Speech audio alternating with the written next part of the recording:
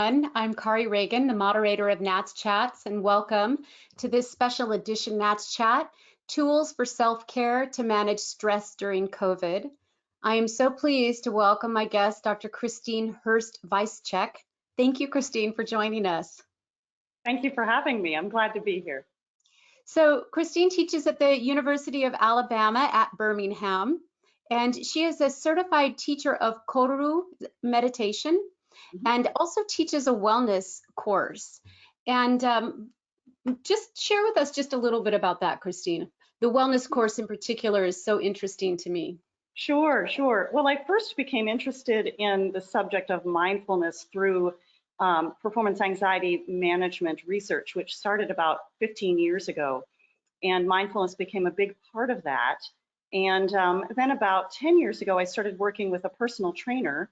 And about 5 years into that, he said, you know, you could really do this. So I've actually finished all the training to become a personal trainer as well through National Academy of Sports Medicine, which I am kind of tickled has the same acronym. It's NASM, as I'm sure we're all very familiar with, our NASM.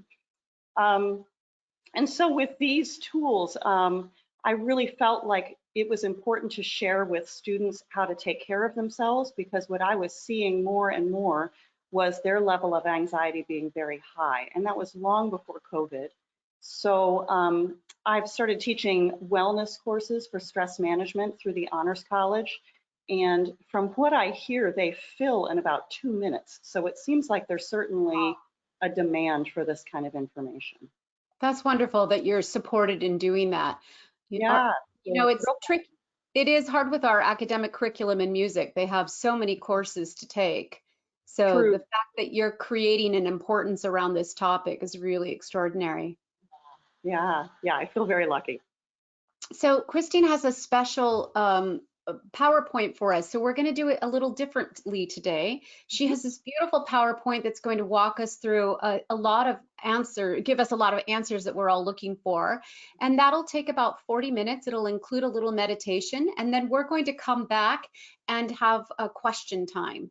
So Kristine, go ahead and share your screen, and I'll take myself off video and see you on the other side of your PowerPoint. Okay, I'm looking for where to share the screen. Go to control panel there. Oh, there we go. You've just been made presenter. Thank you, Alan. Yeah.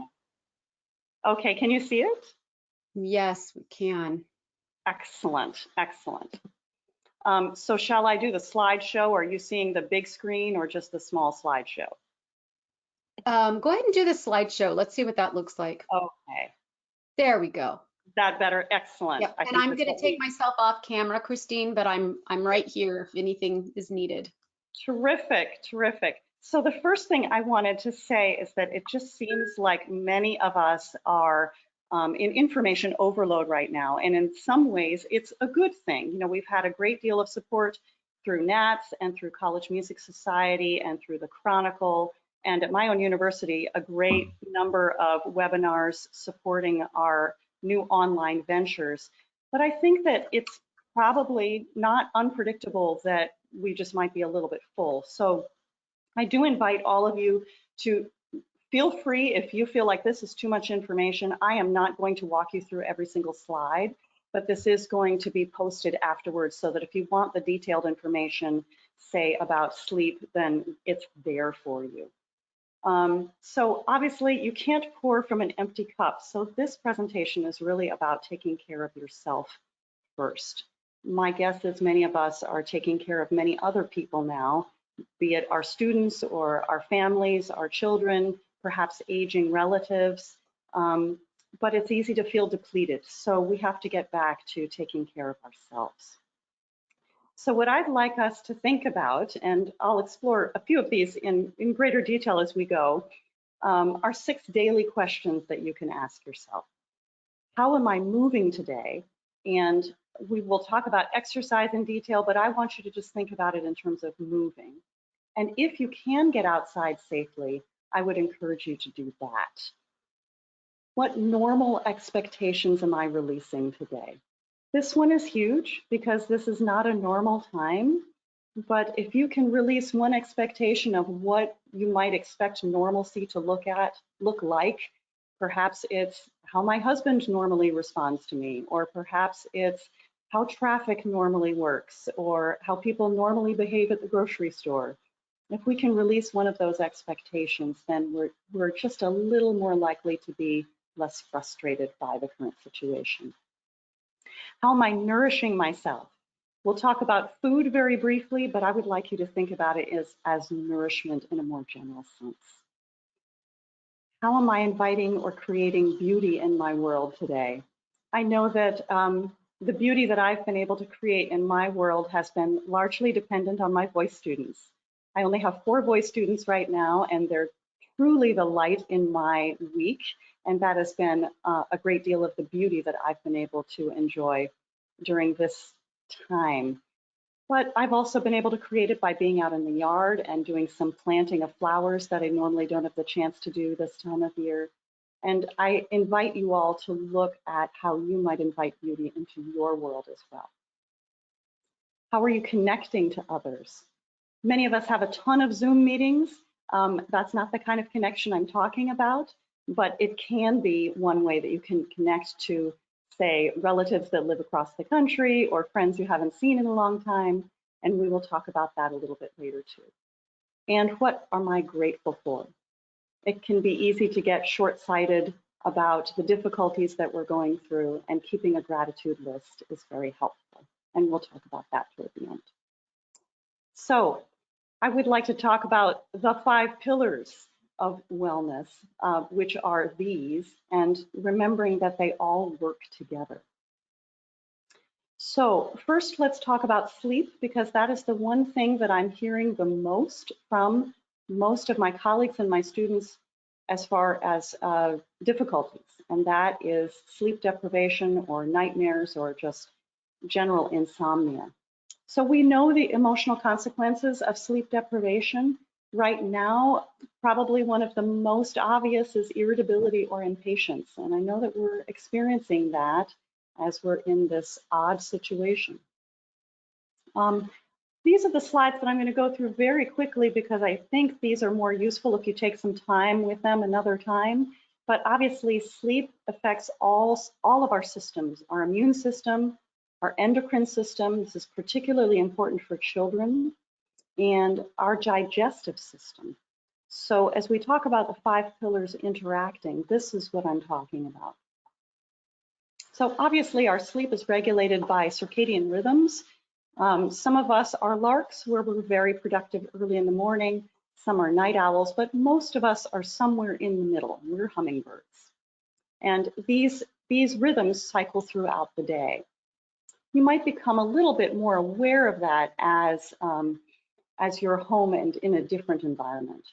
So what I'd like to spend the bulk of our time talking about with sleep is basic habits that can improve our sleep in general. And while I think these are great habits to have all the time, they may be especially important now when our basic daily rhythm is a little bit disturbed. So we probably all know that 7 to 9 hours of sleep per night is pretty much the bare minimum that we can all get away with and still feel like we're functioning in top form. One of the greatest violators of healthy sleep is actually using electronics too close to bedtime. So I would really recommend turning them off, your phones, your iPads, your laptops, at least an hour before bed. And so you can certainly start getting ready for bed, getting your mind ready, getting your body ready for bed about that hour beforehand by starting to turn down some of the lights in your home. So we have dimmers that certainly help with that, and putting away the iPad also keeps your brain from overstimulating on the news. Food and drink can really affect our sleep. Caffeine and chocolate, which also has caffeine in it, especially disturbs sleep. And I found that the older I get, I really can't have coffee after, say, 2 p.m. So if you're sensitive to caffeine, that might be something to consider as well. Spicy foods often interfere with sleep. So again, we're seeing how digestion and sleep are interrelated. And also, I hate to say it, alcohol. We know that it's a depressant, and we know that people are having a lot of Zoom happy hours these days. But alcohol, while it helps us fall asleep quickly initially, it greatly disturbs the sleep cycle. So you're more likely to have insomnia in the middle of the night and less likely to feel rested in the morning. So if you're having insomnia issues, I would suggest probably one of the two first things you could cut back on would be caffeine and alcohol. Ideal temperature for sleeping is 64 to 68 degrees in your bedroom, which is cooler than most people keep it. But it's probably better to have a blanket and have the temperature cooler than to have it warmer, and which can disturb your sleep actually. Going to bed and getting up at the same time every day is actually crucial to establishing sleep habits. And I know that that was not me as a young adult. You know, weekends I would sleep in to probably noon, and then that meant getting back on schedule during the week. So I've noticed now that if I am going to bed at my regular time between 9:30 and 10:30 every night, I am wide awake by 6:30 or 7:30, 6:30 or 7 the next day. So keeping that time steady is really crucial.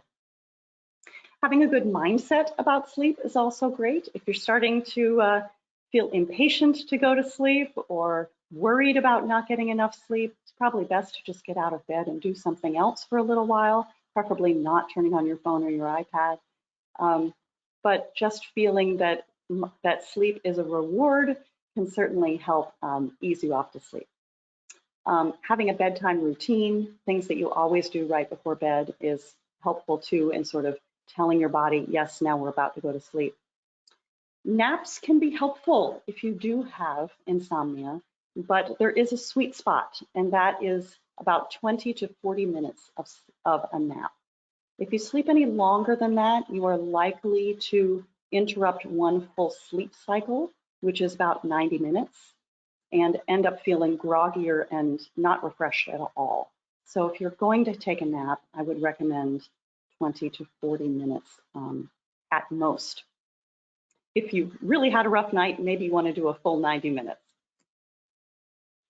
So other things that can improve sleep, eating on a regular schedule too, whether it's 3 meals a day or 5 small meals a day, but pretty much eating at about the same time. So you'll probably start to see a theme here that structure can be really helpful for healthy living. And also exercise and timing. Don't want to eat or exercise closer to bedtime than 3 hours. Some people say 4 is better. Meditation and mindfulness can certainly help with sleep. And I know that my regular practice has really helped my sleep. And some folks really like some of the meditation apps that allow them to use a going to sleep app. And there are a few that I like as well. Over-the-counter medications can help if you really need a little bit more of a nudge. Benadryl is the active ingredient in NyQuil or ZQuil. So if you happen to have Benadryl on hand, that is usually pretty good at helping folks sleep. Certainly might wake up dry the next morning though.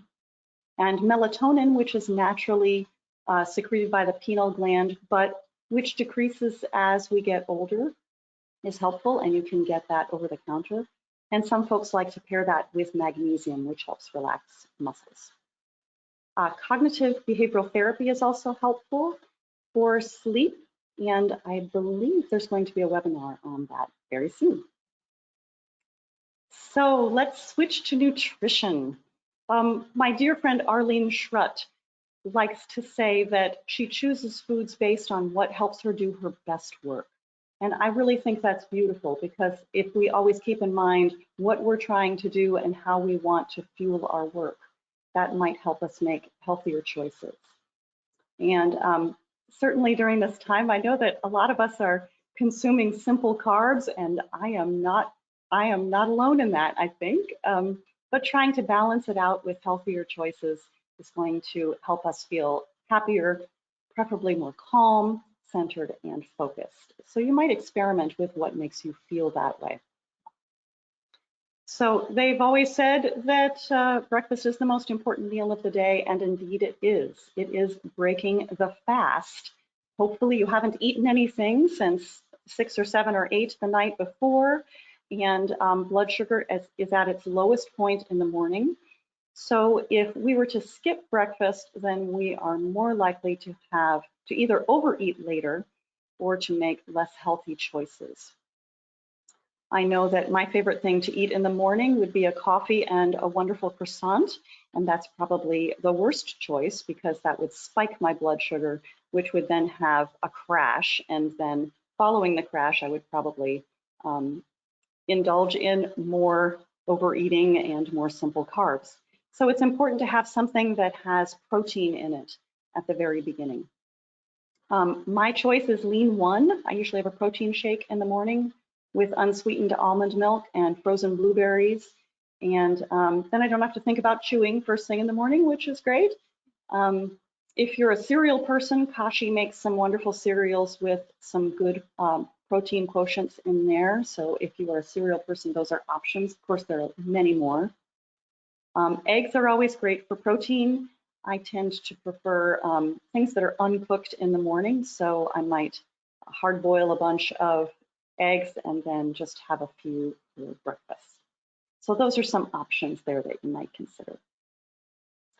Again, we talked about keeping a schedule with regular meal times, sitting down to eat rather than just grabbing something in the kitchen and sort of mindlessly eating while you stand by the fridge is an opportunity to be more mindful about what you're actually eating. We talked about not too close to bedtime. With regard to mindfulness, I certainly have been guilty of baking quite a few muffins and some banana bread and the like and having that in the kitchen, but also having things on hand that are healthier makes it easier to make good choices. So we have some clementines, we have apples. I've rediscovered my love of carrots. And those are easy to keep around, and considering how we're all limiting our grocery trips, it's great to have those things that can keep longer. And we talked about including protein in breakfast. That's really important in every meal because that sugar spike and then the crash often results in an anxious feeling too. And that's one of the things we're really trying to remediate during this stressful time. So, but of course, as Malcolm Gladwell would say, life is very bleak when there's no room for pleasure. I'm not above having chocolate as necessary. So hydration. I don't think we need to spend much time on why this is important because we're all singers, but it never hurts to revisit why it's important. And I also know that I'm guilty. If I'm not thinking about it, I just don't drink water. So I love apps that remind me to drink the required amount. So Waterminder is one of those. My Apple Watch reminds me. Waterlogged is another app that is really useful that I've used in the past. And you can record and set reminders for how often you want to be reminded. I don't want to be reminded after 8 p.m. Or else I'll be up all night. So you can set the time you want to stop. Fitbit is also great at that. And MyFitnessPal, which we will talk about in a moment, also has water reminders. So let's talk about exercise too and how it really interrelates with all of the other things we're talking about. We obviously know why it's important. And actually those ads that come up on Facebook that say, I exercised every day for a year and I only lost 5 pounds, those ads really kind of drive me nuts because that is not the only reason to exercise. We exercise for a variety of reasons, not the least of which is joint health and preventing dementia. All of the latest research indicates that exercise is one of the best preventers for Alzheimer's. So I view every day of exercise as one day without Alzheimer's. It's also terrific for goal setting and for keeping a sense of perspective, which I think is especially important now, but it's also important for us as singers in general. Having goals that aren't musical, I think, keeps us well balanced. So obviously the biggest reasons to exercise right now, it lowers cortisol levels, and cortisol is the stress hormone. It improves digestion, so we see how it relates with nutrition, and it improves sleep. If you haven't exercised your body during the day, it is entirely possible that your body isn't tired enough to sleep. The other piece is we're probably all sitting a whole lot more than we used to, and our IT bands, which stretch from the hip to the knee, get awfully tight if we sit too much. So if any of you are having hip pain, that may be part of the reason. If you exercise, that hip pain may well go away. So there are, again, a whole bunch of apps. If you're an app kind of person, to keep you motivated, Record. It came about through Under Armour. Pocket Yoga is terrific. All In Yoga is another one. Lolo is yet another yoga app. And my all-time favorite is actually on YouTube, Yoga with Adrienne. And she is terrific because there are so many sessions and they're all geared to folks at various levels. So it's really easy to find one that is for beginners. MyFitnessPal is one of my all-time favorite apps because it allows you to track water, nutrition, exercise, all in one place. And what I like about the nutrition portion of this is that it keeps track of things like sodium and carbs. So you get a sense of, oh, well, maybe I've had too much sodium for the day, or maybe I need to have a little bit more protein today as well. But it tracks exercise, which is also terrific. And the nice thing is, if you're not an app person, if you're not a smartphone person, you can do MyFitnessPal online instead, just on your computer. There's a great sense of community there so that you can see what other people are doing. You can join groups if you wish. There are also articles for people at all levels. So if you're training for a marathon, there's something for you. If you're just getting started with exercise, there's something for you. Fitbit is also terrific, and I also love my Apple Watch. So let's also talk about mental wellness and the importance of taking a break. It's really easy for us to just sort of work nonstop, especially those of us who are not used to working from home. Watching my husband, who for 25 years was in the publishing field as an editor, was working from home for 15 years. And it's definitely easy to just kind of keep working till 7 or 8 at night, or just run up over the weekend to work on something else. And then life just becomes kind of never-ending work. So I would suggest choosing a cutoff time for work, whether it's 5 o'clock, 6 o'clock, or 7 o'clock, and then not checking work email until the next morning. It's really good to give your brain a break in that way. I always remind both my students and my colleagues that if you are really in a tough spot, reach out for help. I know our University Counseling Center, both for employees and for students, has online counseling at this time. The National Suicide Hotline there is the 800 number, and the number below it is actually the National Suicide Hotline text number. And when in doubt, 911 is your friend. So where are we living now? Most of us are living either in the past or the future. We're thinking about how things used to be, or we're thinking about what things might be in a month, a year, 2 years. But mindfulness really helps us to live more fully in the present. If we're living in the past or the future, we're usually living in a state of either depression or anxiety. And learning how to live a little bit more in the present helps us have a little bit more distance from our thoughts and our emotions. And I think we could all use just a little bit of perspective right now, and mindfulness helps us develop that. So mindfulness is a word we've probably heard quite a bit of, and some of us may not know exactly what it means, but I love this definition.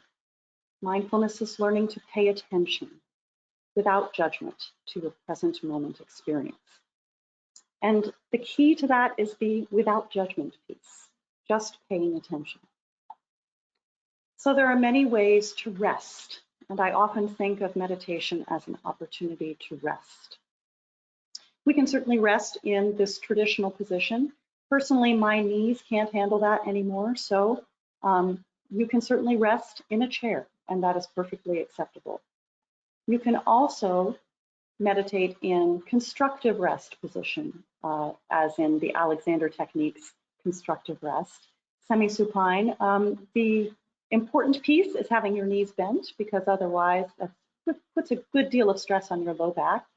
Another option is to prop your knees up on a chair or on some pillows. And best to have your head resting on books rather than on a pillow. You do want some support rather than just cushion. So, why meditate? There are a whole host of reasons to meditate in regular times. But in times like these, there's all the more reason to meditate, not the least of which that it stimulates the vagus nerve and the parasympathetic nervous system. I love that word parasympathetic because that actually doesn't sound to me like what it is. The sympathetic nervous system is fight or flight, and the parasympathetic nervous system is what allows us to relax. So meditation improves sleep and digestion. And again, we see how those 5 pillars interact so beautifully.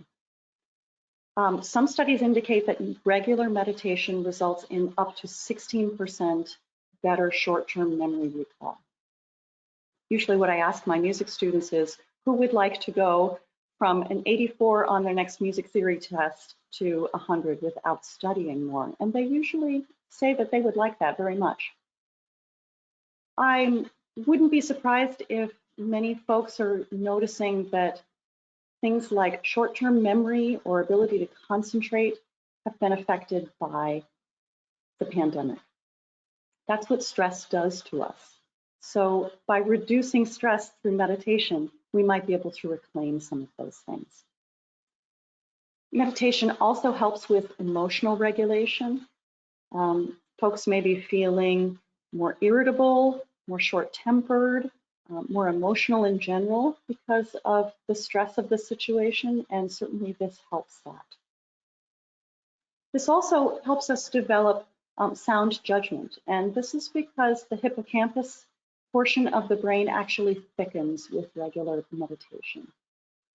It helps with performance anxiety management, so that certainly helps us as performing artists, lowers blood pressure and heart rate, and deeper, slower respiration. So lots of reasons to meditate.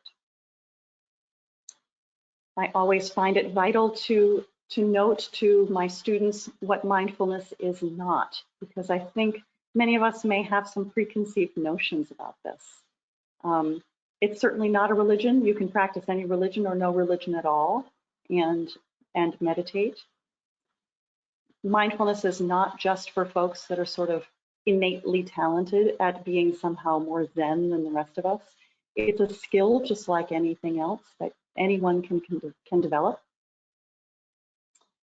I also like to discuss the fact that while we call meditation a practice, we are not aiming for any sort of performance.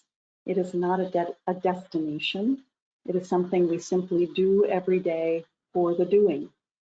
And one of my favorite meditation teachers says he's been meditating for about 30 years and is just starting to get the hang of it. So if we can all approach it with a beginner's mind, then we realize that this isn't a destination. This is simply something that we learn and grow from in a new way every day. Doesn't have to take long. There is an old saying, I love this story actually. A beginner once asked a meditation guru, how long should I meditate?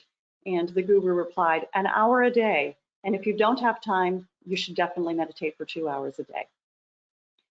And I think that just points to the fact that if we feel like we don't have time, we should probably make some time.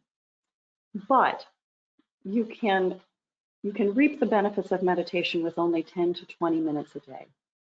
And most of us can find that, even if it's 10 minutes at the beginning of the day, 10 minutes at the end of the day, and reap the benefits that way. Mindfulness is also not passive resignation. Radical acceptance does not mean that we just sort of roll over and give up. And so I thought that was probably worth mentioning. We could discuss that at length, but I'll let you ponder that for the next decade or two. So meditators love metaphors, so I thought I would share a few with you. So if life is a river, then mindfulness is your boat. And Goodness knows the water seems a little bit rocky right now, a little bit choppy. Sometimes it can be really calm, but mindfulness helps us navigate it, whatever the conditions. Another metaphor might be that we don't expect to start meditating if we've never done it. Don't jump in and think you're going to do an hour on the first day. Just as you wouldn't go into the gym on their first day and decide you're going to bench press 200 pounds, start with small weights. You can start with just 1 minute. You can start with just 5 minutes. So, speaking of just 5 minutes, I would like to offer that to you now. And here are some guidelines as you settle into a position that you think would help you meditate right now. You could find a reasonably comfortable space. Whatever you're sitting in now is perfectly fine. If you wish to readjust and get yourself on the floor in semi-supine, please feel free to do that. If you need to adjust how you're sitting, I do recommend having both feet on the floor.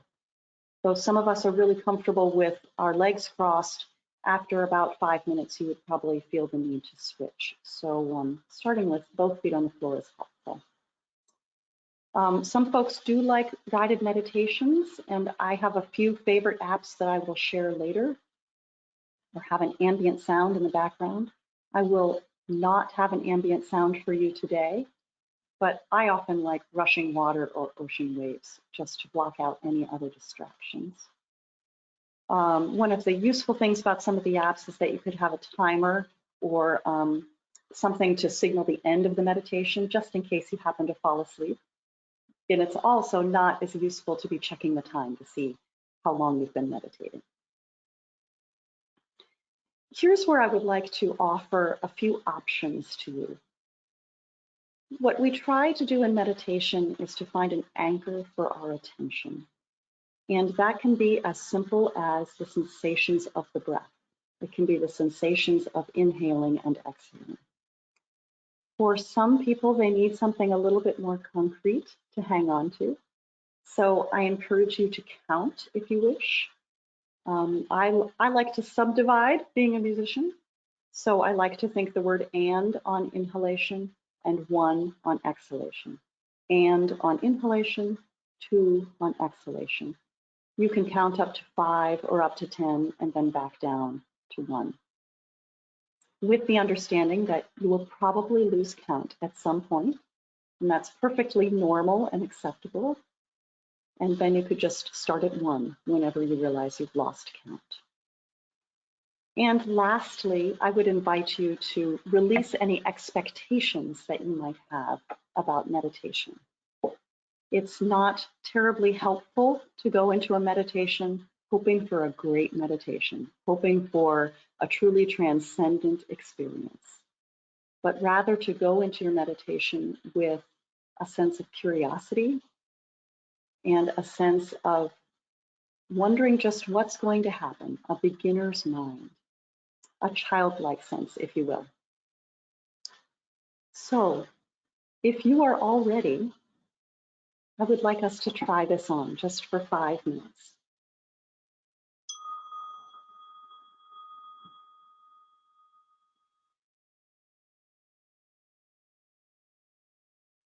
And as you settle in, I invite you to bring your attention to your breath. And if you wish, close your eyes if it is comfortable. If you would rather, feel free to just lower your gaze and allow it to unfocus slightly. This is simply to minimize distractions.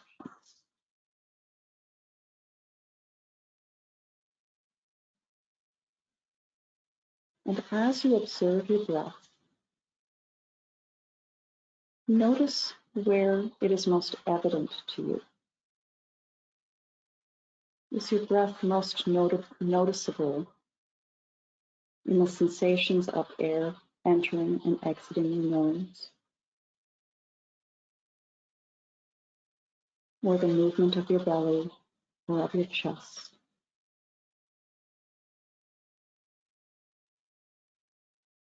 Doesn't matter which one is most evident for you,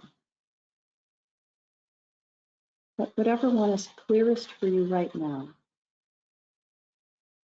allow your attention to settle there, very gently.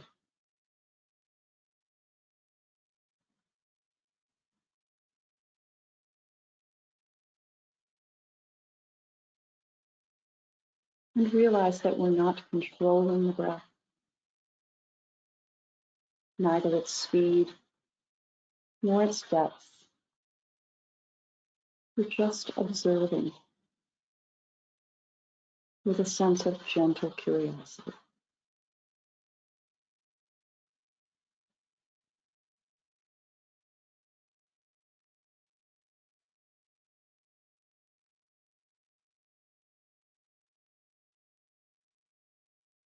And if your mind wanders, as it will,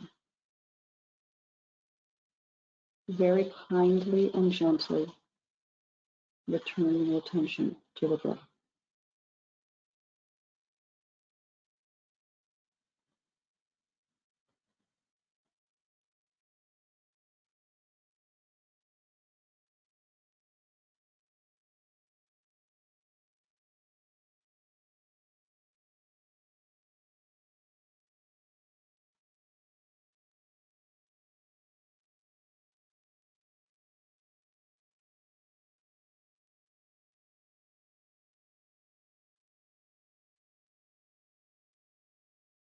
Whichever anchor you have chosen, whether it is the sensations of breathing,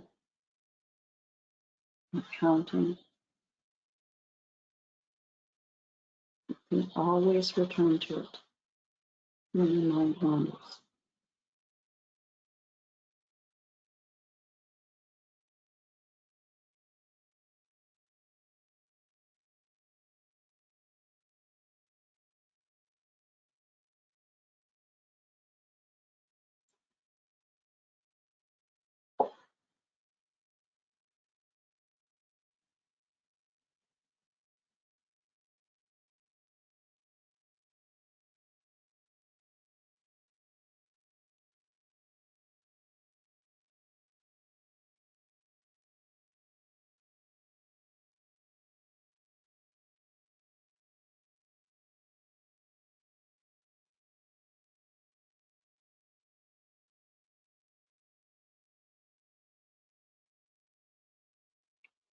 Allow yourself to become aware again of the surface beneath you,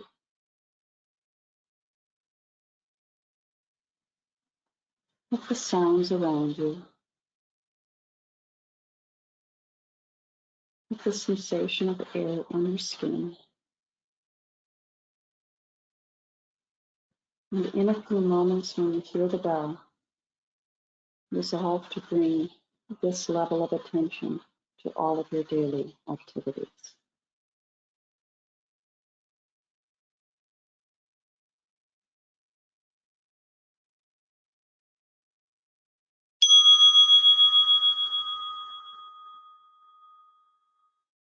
And have a stretch if you need it.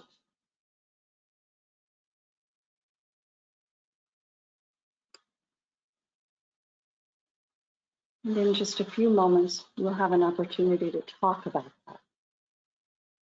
For now, share with you some of my favorite meditation apps. Insight Timer is the one I just used for that bell. And Balance is my new favorite. I believe they are offering a free premium 1-year membership at this time. And that's really terrific. It's one of my favorite apps anyway. There are lots of online sources here. Feast for the Soul is one of my favorites. It offers every kind of meditation you could possibly want. Everything from Christian meditations to Sufi meditations to Jewish meditations, meditations in French, German, Spanish, Italian. There really is something for everyone there, and lots of other options there. Of course, there are lots of meditative practices that don't involve sitting. A lot of people find running a very meditative practice. Play can be meditative. I love coloring mandalas, and after a few years of blowing through my coloring books, I've just ordered another one. And also, this is my little garden. I love gardening, and I find that very meditative. So find what relaxes you, even if it's just for 10 minutes a day, and see if you can make time for that on a daily basis. I also think it's vital for us to connect with others, not just via Zoom meetings or lessons, and to realize that we're physically distancing, we're not socially distancing. And I'm glad that there are those who are making that verbiage distinction. I think that's really important. We need to stay socially connected during times like this. There are lots of ways to stay connected via Zoom, email, or call. There's certainly lots of Zoom happy hours these days. Folks are having Zoom book clubs. Lori Santos of the Happiness Lab got together with her college roommates, and they all put on clay face masks and had a spa night virtually. You could share a yoga class by doing that together. And I think it's really important to check in with folks that live alone, especially if you have an elderly relative that's perhaps in a nursing home that might be not allowed to leave his or her room. And I know that folks are also having reunions online. So there are ways to keep those social connections alive. And I also encourage all of you to bookend your day in a positive way. I know that I feel pretty much terrible if I start the day with checking the news. So I've gone back to my old practice, which is starting with inspiring reading. And it's actually inspired by my husband's best friends since kindergarten, who starts every day with a Bible study. I read either philosophy or books on meditation, and that sort of sets my compass for the day. And ending the day with gratitude. This is my little book. It's about 4 inches tall, and I write, 6 to 10 things that I'm grateful for each day, and that also helps me drift off to sleep in a much better state of mind. And of course, we're not going to be perfect in all of these or even any of these areas of our lives. But the idea is to keep at it and maybe each day try to find one thing that we can do just a little bit better for ourselves. And I love the old Japanese proverb, fall down 7 times, get up 8. So don't forget to always get up. So there we are with this portion. And now I'd love to just open the floor for conversation. Thank you, Kristine. That was incredible. Such a beautiful PowerPoint, and so well presented, and so generous of you to do that. Thank you so much. Thank you. And so there is in your go-to webinar control panel attendee, a little box that says questions. And on the far right side, there's a little square with an arrow. If you click on that, a window will open up and you can send me the questions, and I will read them on to Kristine. And while we're waiting for a couple questions to come in, Kristine, tell me what do you personally love about meditation? I love how it makes me feel more like myself. Mm-hmm. In the hurriedness of the day, even before pandemic, I would find that even if I just hit the floor for 5 minutes, I would feel like I sort of reclaimed myself. Mm-hmm. And I started something new this year. One of the hardest things is finding a regular time to meditate. And people always ask me, well, when should I meditate? And the answer is always, well, whenever you're going to do it. And that's different for everybody. Mm-hmm. What I found this year was that if I meditated right when I got to work, then I could leave the commute behind and remember who I was. And that's not the road rage Kristine that drives to work. I'm just kidding, but I do have a little bit of road rage. But seriously, it helps me feel more like my better self. Mm-hmm. It certainly lowers my heart rate. It certainly deepens respiration, but it also makes me feel clearer mentally.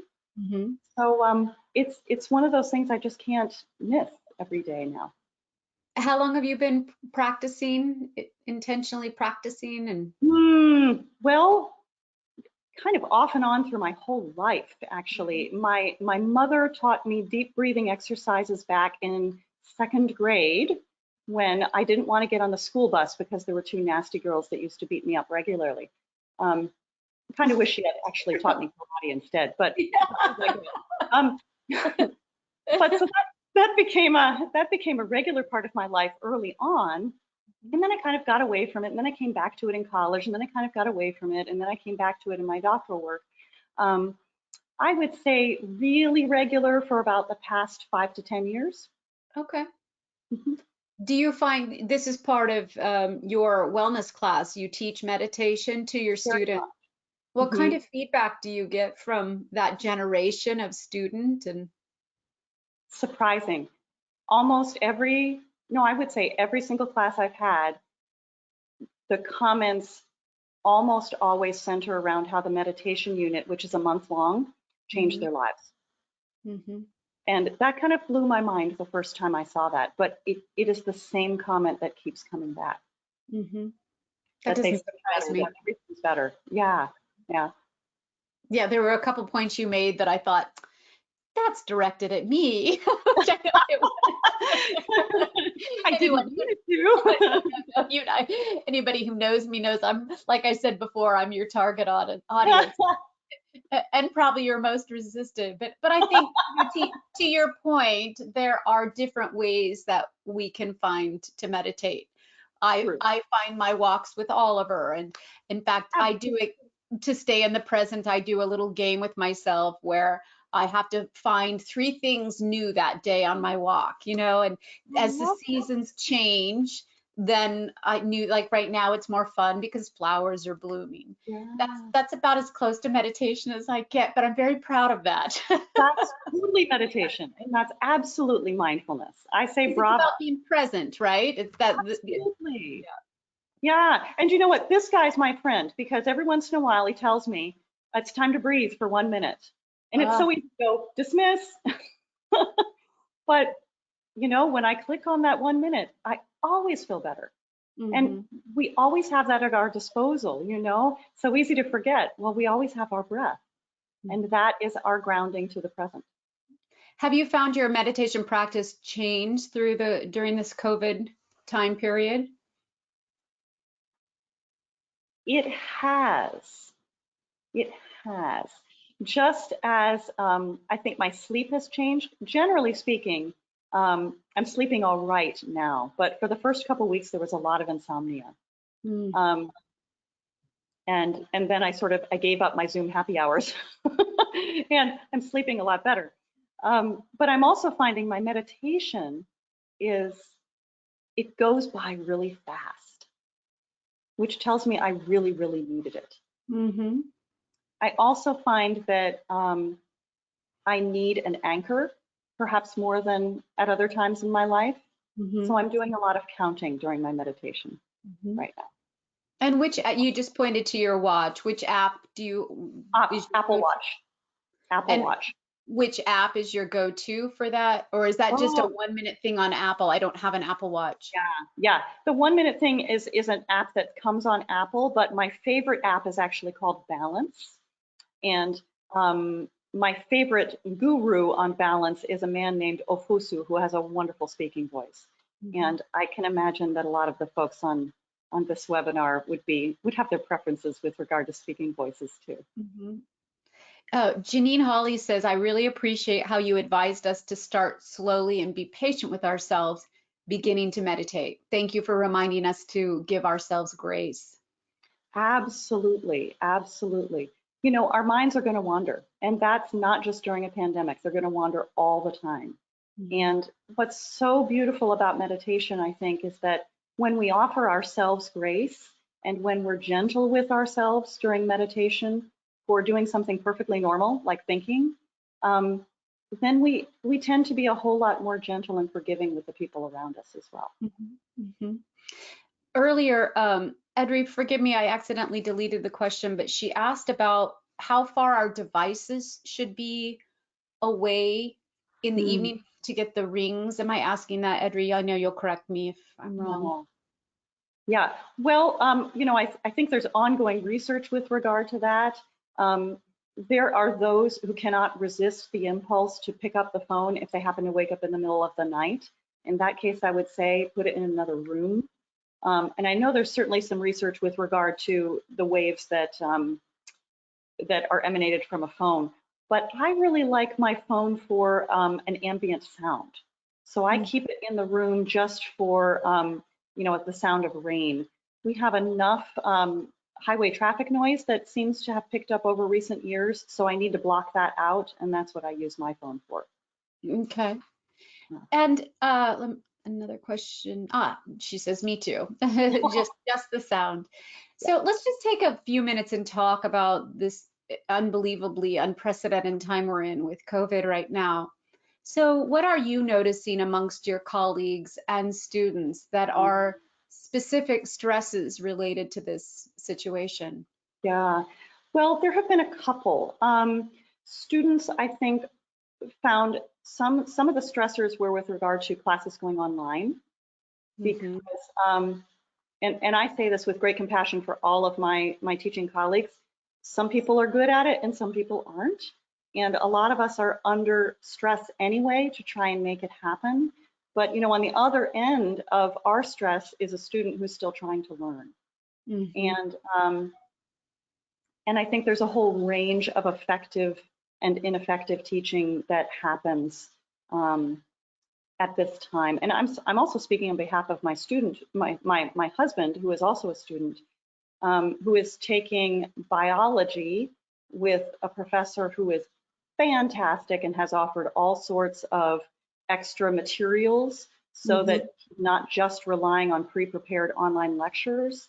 And another teacher who is completely ineffective and had to interrupt a lecture to chase a chicken around the inside of her house. Oh, I saw your post on that. That was so real. funny. That's real, But isn't that lovely? I find that moment lovely. I'm really, it's so real and it's so, okay, kids, look, Right. I think, I just think that's a really wonderful moment for the students to observe as well. Yeah, and at the same time, that didn't create the best learning environment for my husband, No. So I think the stress all around affects all of us. It affects our students, it affects us. It has to do with our comfort with technology, our accessibility to technology. One of my students was in a really terrible living situation, actually, where her roommate was bringing random people home. And this is in a time where we're all supposed to be self-quarantining. And here she was bringing people home that were using the bathroom and using the kitchen. And my student is immunocompromised. And so that it was incredibly stressful for her. And her asking this roommate to not do that was meeting with deaf ears. And so she just moved out. And so, part of my job for her was to help provide resources so that hopefully she could find another option. And luckily she did find another one and she's in much better shape now. Oh, wonderful.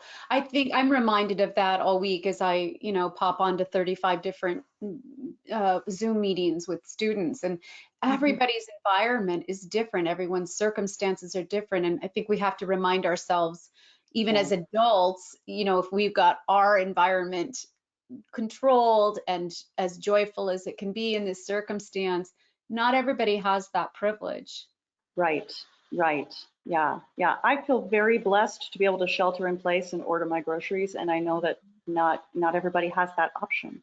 I've led meditation workshops, mini meditations 3 times a week for the past 5 weeks through our mental health ambassadors. And, while the attendance is inconsistent, the students always say, God, I needed this. So that tells me that their stress levels are really up there anyway. We're approaching the end of the semester, they're honor students anyway, and we're living in a pandemic. So, we all need a little extra love right now. For sure, and extra grace for ourselves and each other, for sure. Well, I cannot thank you enough for joining us and sharing with us your expertise. One more question. I'm so sorry. I don't want to neglect Richard Swordsma. In this Ah, particular climate, with anxiety about the future and a longing for a return to the past, what are the most effective strategies for gaining serenity in the present? Thank you, Richard, for that question. beautifully said.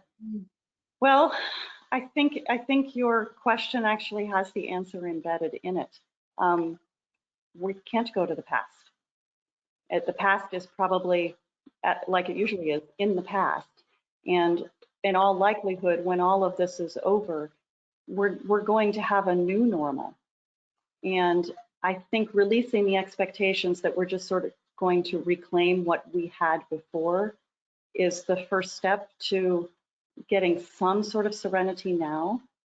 My husband was citing the Seinfeld episode that was all about serenity now, and it's not something we can really demand like that. It's something that we have to invite gently, and it's something that I think can only be aided by finding beauty in this moment.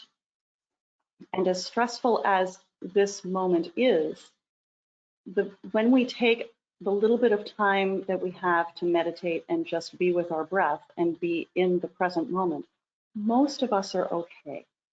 Most of us are okay for that 5 minutes.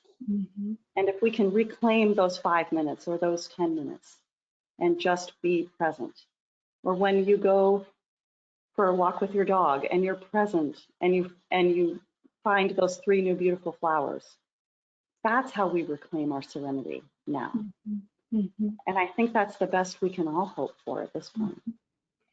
As we talked about in our pre-chat earlier today, I always try and look for silver linings, and as I said to you, have your authentic feelings, be mad, be scared, Right. be anything you need to be, offer yourself grace, and then look for the silver lining. And maybe on the other side of this, I know that there will be grace and healing in different ways for everybody, whether it be finding meditation in their life, whether it will be slowing down, reconnecting with your family differently, having a different relationship with your students.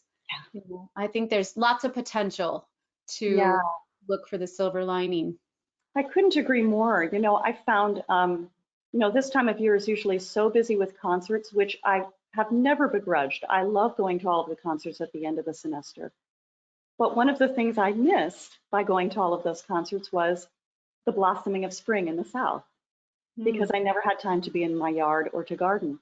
And so having this time, I find that a regular blessing to be able to get outside and plant my pansies in March instead of in May. Mm-hmm. There have been little things in this present that Mm-hmm. have been a gift, if we're going to play on words. And Zoom meetings that I've had with friends I haven't seen in years, I could have been doing that all along, but for some reason I didn't, and this pandemic gave us an excuse to want to catch up with each other. And I think that can be a real lasting, beautiful legacy of all of this. And aren't we lucky for being on the side of this to be able to indulge and recognize that? Because of course, we want to acknowledge that there are people having a very different experience through this. So Absolutely. we would be remiss not to acknowledge that as well. I couldn't agree more. And let me just say for the record to anybody out there that feels like, wow, I'm having a really tough time, please do reach out. Use the numbers and the texts I gave you, but also feel free to reach out to me, because I would love to help in any way that I can. And I know that the folks at NATS have just been incredible with all of their webinars. And at the risk of speaking for them, I think it's probably safe to say we're all here for each other. Absolutely. Well, thank you again for the generosity of your time and expertise today. We greatly appreciate it. And thank you, attendees, for joining us. And we will hopefully see many of you next Sunday for the next NATSChat with Tom Burke. And stay tuned for a further special edition NATSChats coming up. So thank you, everyone. Have a great rest of your day. Thank you. Take care, everybody.